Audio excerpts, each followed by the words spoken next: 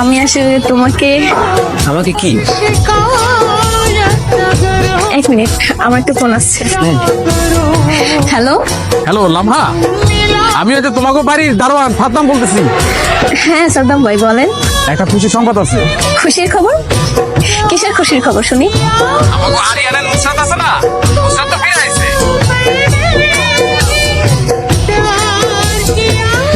নুসরাত ফিরে আসছে? নুসরাত 6টা মাস হয়ে গেছে।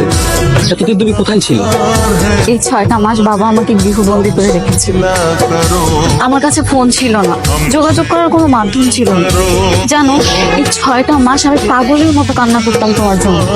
সারাদিন না খেয়ে থাকতাম।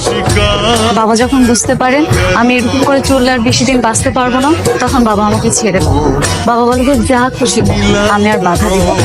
আমি তাই তোমার কাছে চলে এসেছি। এখন সব ফাস্ট আমরা অতীত নিয়ে কথা বলতে চাই না। তুমি যে এতদিন পরে ফিরে এসেছো, এই আমার কাছে অনেক কিছু। আমি আর কোনো কিছু চাই না, এটাই আমার কাছে অনেক। আমি অনেক খুশি। তাহলে চলো আজকে আমরা বিয়ে করে ফেলি।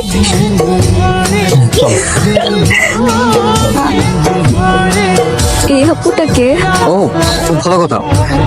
ও আমার বন্ধু লামহা। লামহা আমার জীবনের অনেক গুরুত্বপূর্ণ অধ্যায়। আমার যখন মানসিক সমস্যা ছিল, ওর হাত ধরে আমি সুস্থ হয়েছি। হাই, তোমাকে অনেক অনেক ধন্যবাদ আপু।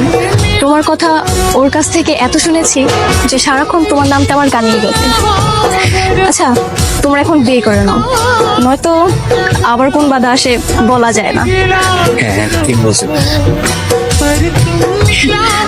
আমি আসি তাহলে। কি ব্যাপার, কেন তুমি যাবে না আমাদের সাথে? না, আমার একটু কাজ আছে। বাজান একটু তাড়াতাড়ি যেতে বলেছে। ও আচ্ছা, মানে কি জরুরি কিছু নাকি?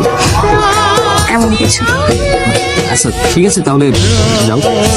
तुम्हारे दिलदार है तुम्हारे, हमसे मिला करो, हमसे मिला करो।